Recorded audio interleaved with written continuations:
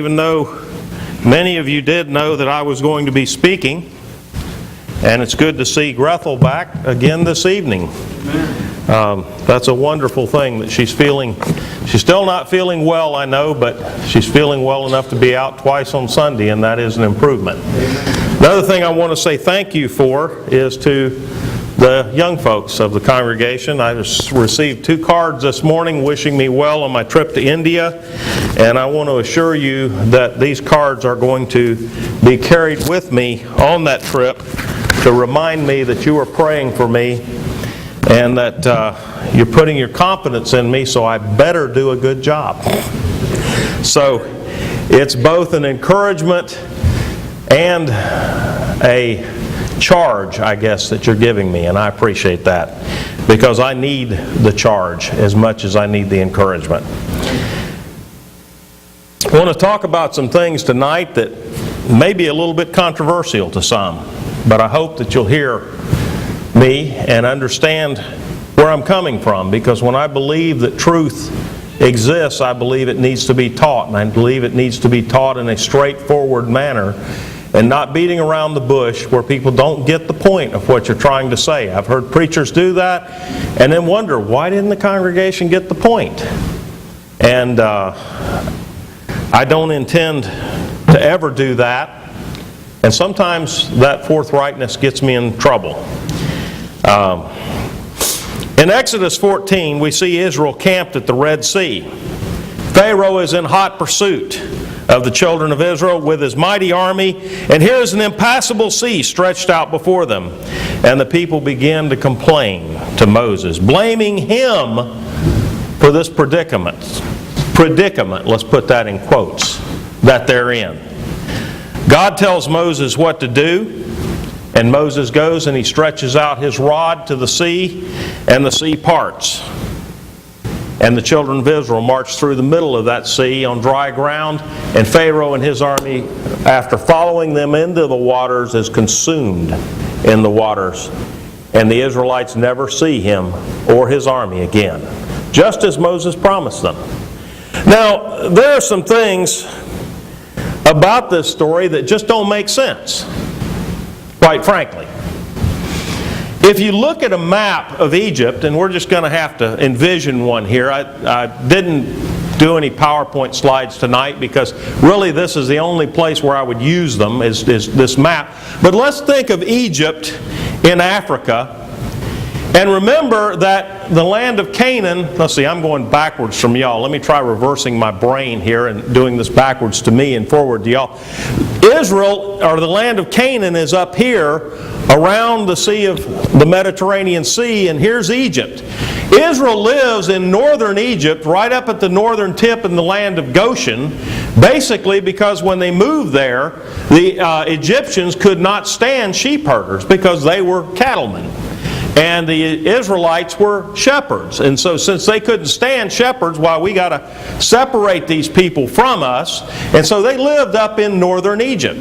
Now there was a trade route that existed between Egypt and the land of Canaan right up along the Mediterranean Sea. And this is the beginning of the Fertile Crescent, which went all the way over to Babylon and over to the Euphrates River. And if someone were traveling from Egypt to Babylon, even that far, they would not go the direct route straight across the desert because there wasn't any water there. There was only sand as far as the eye could see, and then you could march for a month and you still would only see sand. There were no watering holes. There was no place to sustain life traveling that route. But God doesn't take Israel out of the land of Goshen up the northern route to the land of Canaan, which would have made sense to you and me. That fertile route where their sheep could have found grass to nibble on and where they could have found oases and water to water their flocks and keep their people alive. God takes them south out of the land of Goshen And actually, they had to march through the land of Egypt for a bit to get down to the Red Sea, where they were going to cross. Now, I don't know where. A lot of scholars think that they crossed one of those fingers of the Red Sea. Some think that they went further south and crossed the main body of the Red Sea. I don't know. They crossed in water deep enough to drown a man riding a horse, because it drowned Pharaoh's army. So wherever they crossed, though, the northern tip of the Red Sea was south from where they were, and that was the wrong direction. So you can kind of understand, if we're thinking from man's point of view, that the children of Israel are told, we're going to leave Egypt and we're going to go to the promised land, the land of Canaan, where our fathers came from, which is up north, and now we're going this way. And now all of a sudden, here we are stuck with this big body of water that we can't cross unless we're all mighty good swimmers, and Pharaoh's army is in hot pursuit. But God doesn't do things the way we think they ought to be done, does He? He took them that route for a very good reason. And the main reason He took them that route was to build faith. Because He intended to show them that He was in charge of all of the gods of Egypt. And when you look at the 10 plagues, every one of those plagues showed the supremacy of Jehovah over one or more of Egypt's gods. And the last, the crossing of the Red Sea and the drowning of Pharaoh, showed God's supremacy over this Egyptian god called Pharaoh. You remember when Moses first went to Pharaoh and he said, God said, let my people go. Pharaoh said, I don't know who this God is. Well, I'm a God. And that's what he thought. Well, I'm a God. I'm just as good as your God. But God said, no, I'm over you, Pharaoh. And I'm going to show it to the world by drowning you in the Red Sea when I save my people. They traveled toward that land, and then in traveling toward that land, they came upon many things that didn't really make sense to us the way we see things. But then we come to Joshua chapter 1 and verses 1 through 9. And God, after telling Moses that he was going to die and he was not going to be able to go into the promised land, and that his mantle, as it were going to pass to Joshua, then God says to Joshua, now it came about after the death of Moses, the servant of the Lord, that the Lord spoke to Joshua the son of Nun, Moses' servant, saying, Moses my servant is dead. Now therefore arise, cross this Jordan, you and all this people, to the land which I am giving to them, to the sons of Israel. Every place on which the sole of your foot treads, I have given it to you, just as I spoke to Moses. From the wilderness in this Lebanon, even as far as the great river, the river Euphrates, all the land of the Hittites, as far as the great sea, toward the setting of the sun, will be your territory. No man will be able to stand before you all the days of your life. Just as I have been with Moses, I will be with you, and I will not fail you or forsake you. Be strong and courageous, for you shall give the people possession of the land which I swore to their fathers to give them. Only be strong and very courageous. Be careful to do according to all the law which Moses my servant commanded you. Do not turn from it. This book of the law shall not depart from your mouth, but you shall meditate on it day and night, so that you may be careful to do according to all that is written in it. For then you will make your way prosperous. Then you will have success. Have I not commanded you? Be strong and courageous. Do not tremble or be dismayed, for the Lord your God is with you wherever you go. Now God said this to Joshua after the children of Israel made one failed attempt to enter the land of Canaan, when they sent the 12 spies into the land, and 10 spies came back and said, we can't take the land, there's giants in the land. We were like grasshoppers in their sight. But Joshua and Caleb said, no, we can take the land because God has given it to us. And the people listened to the 10. And then after listening to the 10, and God said, no, you won't go into the land. All of you are going to die. They all said, well, you know, we We maybe ought to listen to God now. We'll go into the land. And they were defeated in their very first battle, and so they wandered in the wilderness for 40 years. And now God says to them, this land which the 10 spies told you you couldn't have, I will give it to you. Only be strong and courageous. Do not tremble or be dismayed, for the Lord your God is with you wherever you go. And throughout the rest of this lesson, I want us to focus on these words that God said to Joshua, because they don't just apply to Joshua. They apply to every single one of us, and they apply to us as a congregation of the Lord's people. Do not tremble or be dismayed, for the Lord your God is with you wherever you go. And of course the caveat is to that, as long as we do God's will. He will be with us. In Joshua chapter 6, the first task that God gave to Joshua and then to Israel was the taking of the city of Jericho. And again, this did not happen in a way that at all seems logical to you and me.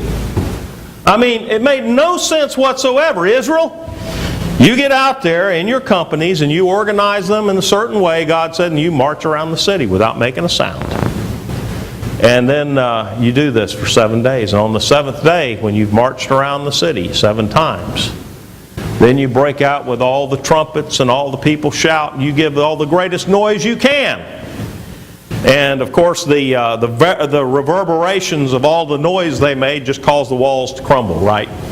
Not even close. These walls, the walls of the cities that they built in that day were so thick you could drive most of the time 2 chariots could pass on those walls.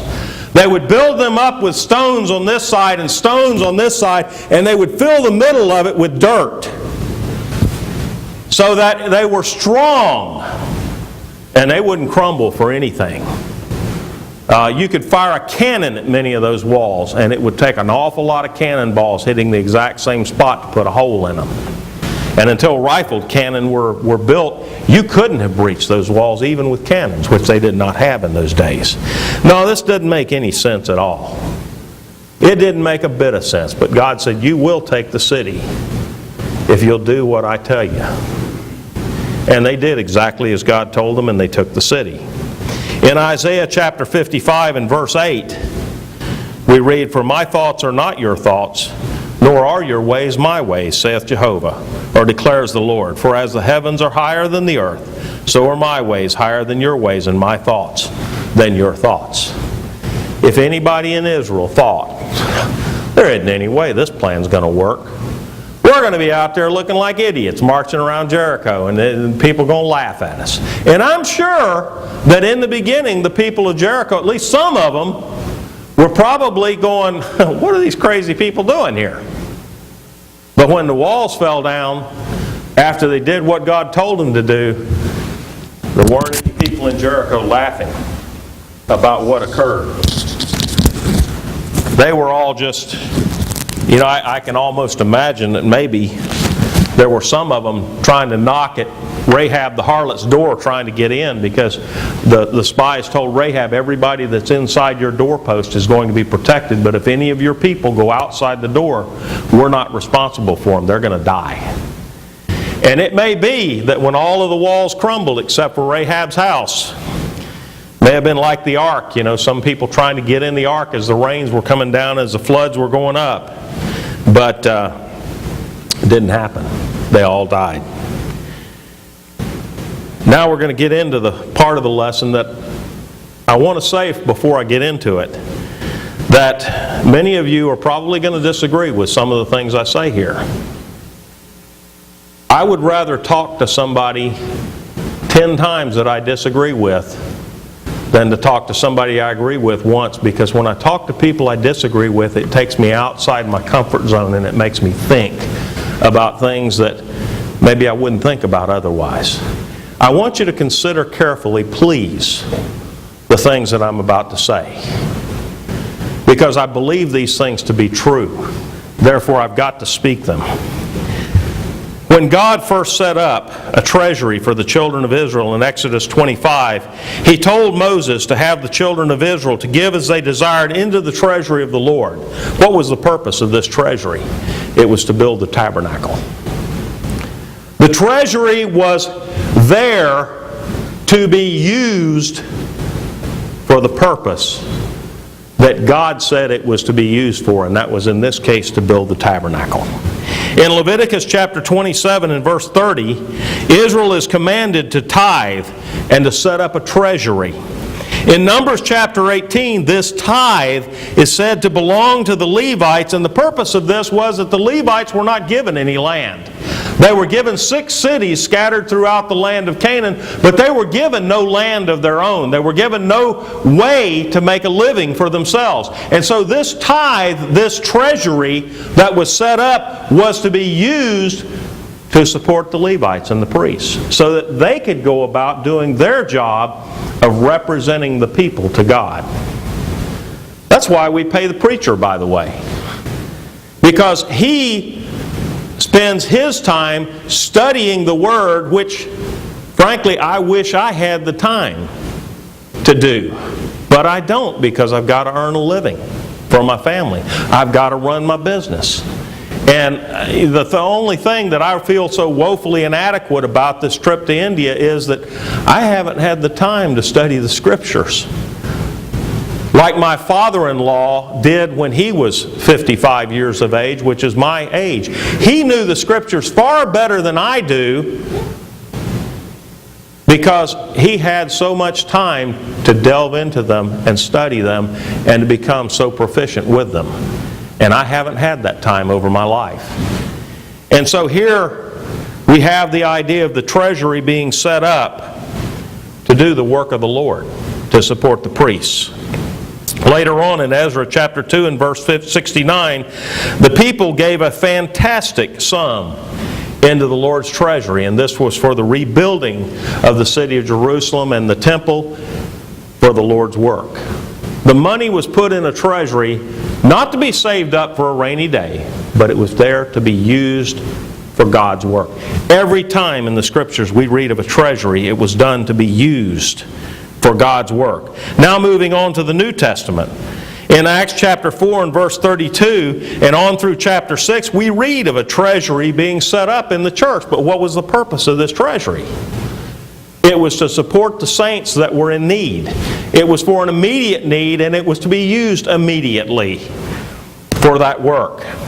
In 1 Corinthians 16, which is the scripture that we often use at the table here when we're about to pass the contribution trays around to the church, the purpose of that treasury in 1 Corinthians 16 was to be used for the needy saints in Judea. And the money was to be spent wisely, spent to do the work of God, but it was to be used at the time that it was collected. Nowhere in all of Scripture do I ever read of God's people in any kind of an approved manner storing up money for a rainy day fund. It was always gathered because there was an immediate use of it in mind. There was a need for it. And I just don't see that in Scripture anywhere, in the Old or the New Testament, of a treasury being put up and then just sitting there. Now to us, we have an abundance of money that's set aside for a new roof, as I've been told many times. Nobody knows when we're going to need this roof that I've talked to. Now maybe somebody does know. And maybe it's much more immediate than I think it is. So if that's true, you'd be my friend if you let me know that. But it is my considerate opinion, brethren, that instead of storing this money up for some nebulous roof that we don't know when we're going to need it, we either need to find out when we're going to be putting a new roof on this building, or we need to be spending that money to build this congregation up. Now, I'm not saying we need to just spend the money. That would be irresponsible. We don't need to just throw money at a problem. We're not the federal government. We're not the state government. We're not even the county government. And that's what they do, is just throw money at every problem. And if we do that as God's people, God is going to hold us accountable for that. But brethren, we need to understand that storing up money to maintain the building when we don't know that if we're going to need it or when we're going to need it just isn't according to the pattern that I see in the Scriptures of a treasury. If you can find such a pattern, please let me know about it, because I missed something. But in every time in the Scriptures, money was put into a treasury because it was needed and it was used for doing God's will. Some people say, well, what will we do when we need a new roof? What will we do when one of the air conditioners break? What will we do? Many years ago, I say many years ago, in my short life it was many years ago, it seems like a lifetime ago, I was married to Cheryl Morris. We had 3 little boys. And Cheryl got breast cancer. And even though it was only about that big when they found it, it was already stage 2. And they performed the immediate operation, and she started chemotherapy. And then the money man behind the insurance company that had our health insurance, and I'd had health insurance all my life ever since I started my first job. I'd been paying for it, it had been taken out of my paycheck. But the money man behind this insurance company bankrupted the fund. In the process of doing so, he got rich. But he stole, and I'm just going to say this up front, I hold him accountable for the blood of my wife, at least partially. And I think he's going to give answer for that. That doesn't really matter to this story, though, because we had no money to pay for her treatment. And at one point in time, it became necessary for her to have a bone marrow what's commonly called bone marrow transplant, to try to save her life. And in the end, that bone marrow transplant did not accomplish what we had hoped for. God answered our prayers by saying, I've got something better for you, Mark. And Cheryl is at home with God with little Mark Jr., whom we lost in the womb. But we needed $250,000 for this bone marrow transplant.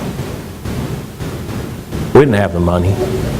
The little Seffner Church of Christ was probably a few more people than we have here. And nobody was wealthy. Nobody could afford it. We didn't have the money because I was on hourly wage. And there was no way that this treatment was going to happen. And the idea came up. At first it met a little resistance. Once the brethren at Seffner began to study the Scriptures and saw that it was perfectly in line with what was done when Paul carried the money to Judea for the saints in need, then letters were sent out to congregations all over this country. And money began to pour in, and within 2 weeks, we had enough money to make the down payment of $100,000 to start her treatment. I remember her father breaking down in tears at the showing of love that came from the brethren all across this country when there was no hope whatsoever of ever raising that kind of money. God opened the doors of heaven, and He provided so much of an abundance that after all of the expenses were paid, after she died, and after even her funeral was covered out of that fund because the brethren at Seffner insisted that we pay for it out of that fund, there was $27,000 left over. And another young mother named Mary Ann Ite down in Sarasota was in similar condition. And we sent that money on down to her. There was more than we needed. God provided it when we needed it. Because He said, if you will do my will, I will give you what you need. Now, He most of the time won't give us any more than what we need. But He'll give us what we need. And in that case, He gave us an abundance that is very much above what's needed. And I am absolutely convinced in my heart that whatever our needs are here, if we will use the money that we have in the way God has commanded us to do it, in the way He has shown us to do it, if we will use that wisely to build this church, spiritually and numerically. When funds are needed to do something on the building, He'll provide it. If He wants this church to be at this place, He will find a way to make it happen. And if money is the need, He will give us the way to make it happen. If we will do His will with what we have. Remember the story of the talents? And at the end of the story of the talents, the one man had 5 and 2 and 1. And at the end, the man that had the 1 was sent away into perdition. And Jesus said, to him that hath not, even that which he hath shall be taken away. Now, I don't believe that Jesus was saying to the man who has nothing, I'm going to take away everything he does have. But it's the man who acts like he has nothing. I believe this same principle is true for congregations. I believe that it's true for every single one of us individually. If we act like we have nothing, God's going to take what we have away. And brethren, I've seen congregations over the years that have money stored up to put a new roof on the building, have money stored up for the rainy day fund, and the numbers are dwindling and dwindling and dwindling. And the brethren are unwilling to spend that money because we may need it for this. We're going to need it and we're going to need a new roof at some point on this building. There is no question in my mind that's going to happen. I don't know when, but at some point it's going to happen.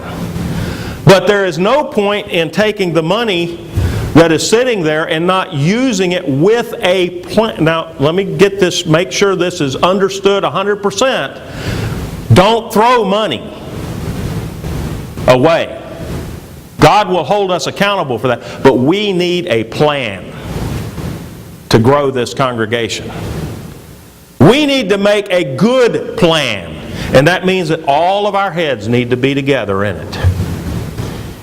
And we need to spend money wisely. God will bless us with growth spiritually. He will bless us with growth numerically. And when we need funds for something, He will bless us with the funds that we need. I am absolutely convinced of that. The events in my life, coupled with what the Scriptures have said, have taught me that without a doubt. I know that that's true. At Seffner Congregation, for the first 6 years of our existence, we literally lived hand to mouth. And the treasurer often didn't know if he was going to have the money to pay the bills at the end of the month. I'm talking about the electric bill, the water bill, the things like that were absolutely necessary. But you know what? Somehow at the end of every month, the money was there. And for several years, for about 6 years of our existence, we never had a gospel meeting because it wasn't in the budget. And we deemed that that was something that we could do when we had the money, but for right now, that's something we needed to leave off the budget. And there were other things that we did without, but we got there and we grew the congregation spiritually, and eventually the numbers of the people at that congregation came up to the point that we began to be able to afford meetings. We began to be able to afford to do other things, and we were able to get some funds that were just a couple of months ahead of expenses. And that church is a very viable congregation to this day, and it's still working, and it's still growing. Slowly, but it's still growing, and it's still working. I quoted to you earlier Isaiah chapter 55, and one verse out of that chapter, but you know what? That one verse out of that chapter where God says, my ways are not your ways, doesn't do justice to what God intended in that chapter. Let's go back and let's read the entire chapter of Isaiah chapter 55. He says in verse 1, Ho, everyone who thirsts, come to the waters. And you who have no money, come, buy and eat. Come buy wine and milk without money and without cost. Why do you spend money for what is not bread, and your wages for what does not satisfy? Listen carefully to me and eat what is good, and delight yourselves in abundance. Incline your ear and come to me. Listen that you may live, and I will make an everlasting covenant with you, according to the faithful mercy shown to David, and behold, I have made him a witness to the peoples, a leader and commander for the peoples. Behold, you will call a nation who do not know, and a nation which knows you not will run to you because of the Lord your God, even the Holy One of Israel. For he has glorified you. Seek the Lord while he may be found. Call upon him while he is near. Let the wicked forsake his way, and the unrighteous man his thoughts. And let him return to the Lord, and he will have compassion on him, and to our God, who will abundantly pardon. For my thoughts are not your thoughts, nor are your ways my ways, declares the Lord. For as the heavens are higher than the earth, so are my ways higher than your ways, and my thoughts than your thoughts. For as the rain and the snow come down from heaven, and do not return there without watering the earth, and making it bear and sprout, and furnishing seed to the sower and bread to the eater, so will my word be which goes forth from my mouth, and it will not return to me empty, without accomplishing what I desire, and without succeeding in the matter for which I sent it. For you will go out with joy and be led forth with peace, and the mountains and the hills will break forth into shouts of joy before you, and all the trees of the field will clap their hands. Instead of the thorn bush, the cypress will come up, and instead of the nettle, the myrtle will come up, and it will be a memorial to the Lord for an everlasting sign which will not be cut off. Notice the beginning of this statement. Let he who has no money come and buy food, and I'll make sure he gets it. For as the heavens are higher than the earth, so are my thoughts than your thoughts. God says, you know, my ways don't always make sense to you. And the reason why is because we're looking at life as if we're looking through that window right over there. And outside of that window is all of the knowledge that there is to know. And all we can see is kind of, let's see, I see some green on the bottom and a little bit of orange and some darker green up at the top. And that's all I can see through that window. But God is on the other side of that window, and He is seeing the entire picture. And He's in control of the entire picture. And what we need to do is have enough faith that if we do what He wants us to do, and we listen to everything that He has to tell us, that He'll come through for us, and He'll do His will to glorify God. We're not here at this place, I hope.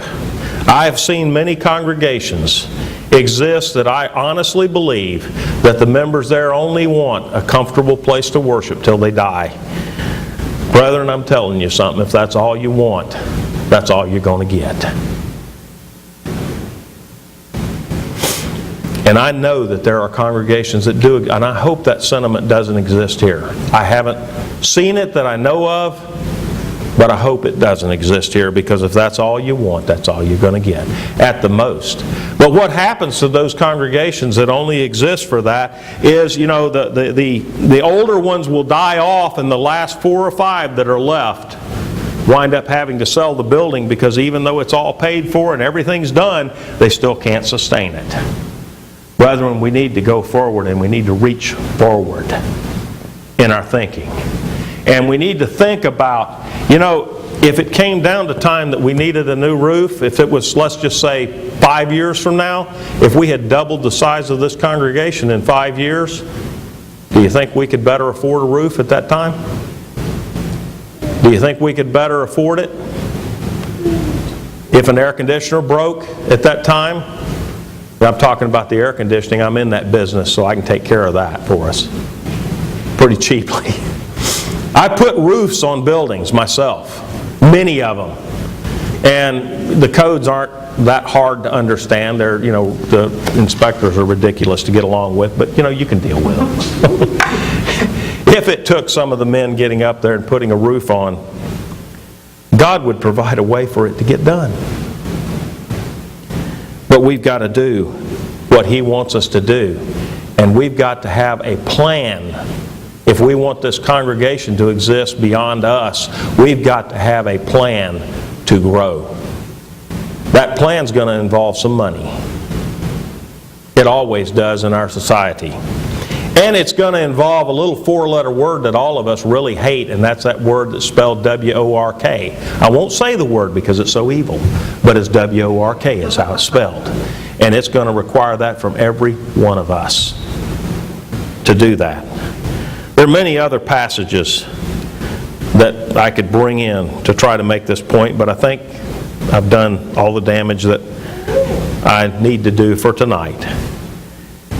I hope you think about these things. I have no hope of convincing everybody in one sermon, but I hope you'll think about these things. Please, get outside your comfort zone and think about what God wants for us.